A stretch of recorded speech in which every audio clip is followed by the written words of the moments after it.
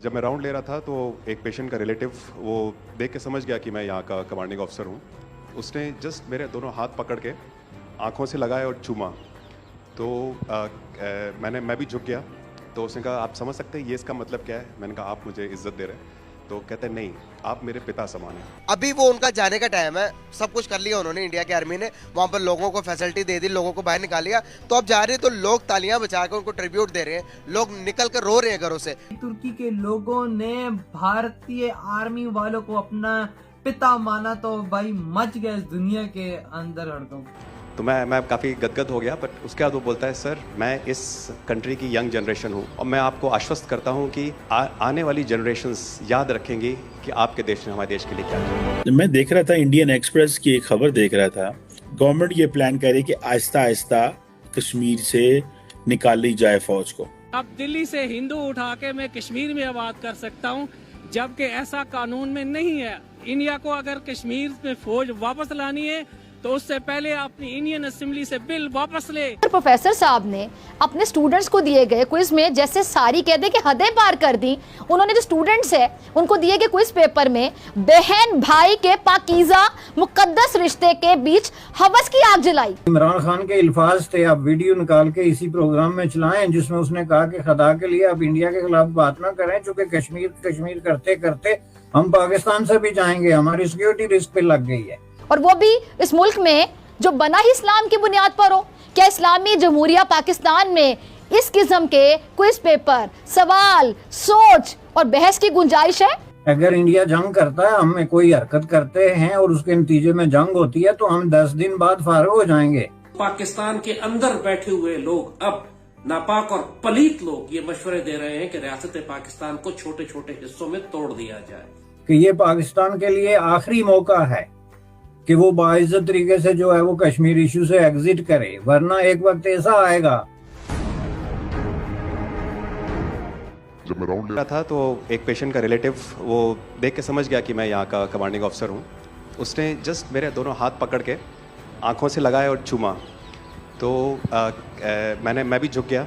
तो उसने कहा आप समझ सकते हैं ये इसका मतलब क्या है? मैंने कहा आप मुझे इज्जत दे रहे हैं। तो कहते हैं नहीं, आप मेरे पिता समान हैं।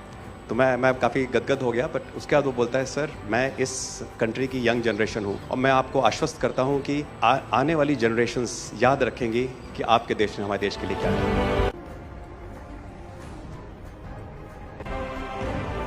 महिला कह रही है कि मेरे लिए सबसे पहले अल्लाह है और आज की डेट में हमारे लिए सेकंड नंबर पे आप हो। जब भी C-17 किसी दूसरे देश में उतरता है, लोगों के अंदर एक उत्साह होता है कि भारत आ गया है, भारत की फौजें आ गई हैं, अब मदद ज़रूर मिलेगी। एयरपोर्ट से हम वापस आ रहे थे तो हम सबके आंखों में आंसू थे कि हम वहाँ जो लोगों के साथ बॉन्ड बनाया उनसे जुदा हुए हैं। हमारे एयरक्राफ्ट के ऊपर जो नेशनल एम्बलम लगा था उसके नीचे सब लोग चाह रहे थे कि हमारा सेल्फी हो जाए। हम उनसे रिलेट कर पा रहे थे और वो हमें अपने एक तरह से देवदूत की तरह हम लोगों को देख रहे थे कि जहाँ पर भी ये लोग हैं तो हमारी पूरी तरह से मदद होगी। वो वहाँ पर इतनी तारीफ हुई कि हर कोई चाहता था कि हम किसी न किसी तरीके से हिंदुस्तान से जुड़े। इंडिया ने इसी जो मेडिकली लिहाज से उनको बहुत ज्यादा सपोर्ट किया, उनको बहुत ज्यादा उधर उनको हेल्प आउट किया। तो देखा जाए तो ये वो लोग डिजर्व करते हैं। मैं देख रहा था इंडियन एक्सप्रेस की एक खबर देख रहा था जिसमें ये बात आई है कि गवर्नमेंट जो है वो इंडियन गवर्नमेंट यानी कि वो सोच रही है कि कश्मीर से कोई फेज्ड विड्रॉल करना चाह रहे हैं। 5 अगस्त के बाद ये सोच जो है डोमिनेट कर गई कि हमें डायरेक्टली जो है वो इंडिया के साथ नेगोशिएट करना चाहिए। और इसमें वो कुफ्ते भी शामिल हैं जो जिनको आप अलाइदगी पसंद कहते हैं या जो प्रो इंडिपेंडेंस हैं या प्रो आज़ादी हैं या इवन इंडिया के हक में नहीं है, वो भी इस आवाज़ में शामिल हैं कि हमें इंडिया के साथ जो है वो डायरेक्ट नेगोशिएट करना चाहिए। अब अगर आप डायरेक्ट नेगोशिएट करेंगे तो उसके लिए आपका सबसे बड़ा मुतालबा क्या होगा? उसमें पहला मुतालबा ये होगा कि आप फौजें कम करें, क्योंकि फौजों की इतनी बड़ी मौजूदगी जो है ना ये एक इरिटेंट है शहरी जिंदगी के लिए, एक सिविल सोसाइटी के लिए, जिसकी वजह से बहुत सारी वायलेशंस होती हैं, प्रॉब्लम्स होते हैं। तो इसलिए मैं समझता हूँ कि ये न्यूज़ बहुत बड़ी न्यूज़ है, ये एक तरह की जो है गेम चेंजर है। और अगर इस पे अमल होता है तो इसकी वजह से पहली बात ये है कि 5 अगस्त 2019 के बाद जो कश्मीर इशू का डायमेंशन चेंज हो गया था और इंडिया ने पूरे मसले को टेबल से उठा के तो अपनी जो है गोद में रख लिया था, अब उसमें ये एक सेकंड स्टेप होगा। और ये सेकंड स्टेप होने के बाद अगर इंडिया इसमें कामयाब हो जाता है तो पाकिस्तान फॉर एवर जो है इस मसले से आउट है। और अब पाकिस्तान की बेहतरी यही है कि वो इस पे इंडिया से बात करके तो बाइज्जत तरीके से एग्जिट ले, बजाय इसके कि उसको धक्का मार के बाहर निकाला जाए, जो कि हुआ है 5 अगस्त के बाद। वो उससे बाइज्जत तरीके से एग्जिट ले, तो बाइज्जत एग्जिट के लिए फिर इस प्लान का पड़ेगा, जो प्लान डायरेक्ट नेगोशिएशन का मसला है।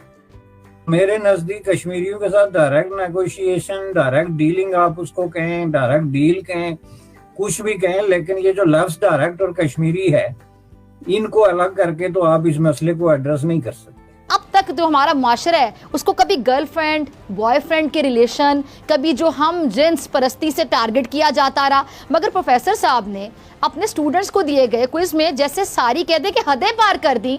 उन्होंने जो स्टूडेंट्स है उनको दिए गए क्विज पेपर में बहन भाई के पाकीज़ा मुकद्दस रिश्ते के बीच हवस की आग जलाई। महरम नामहरम रिश्ते के फर्क को सिरे से ही भुला दिया गया। अब क्या ये गलती थी या ये जानबूझकर किया गया, और वजह क्या थी?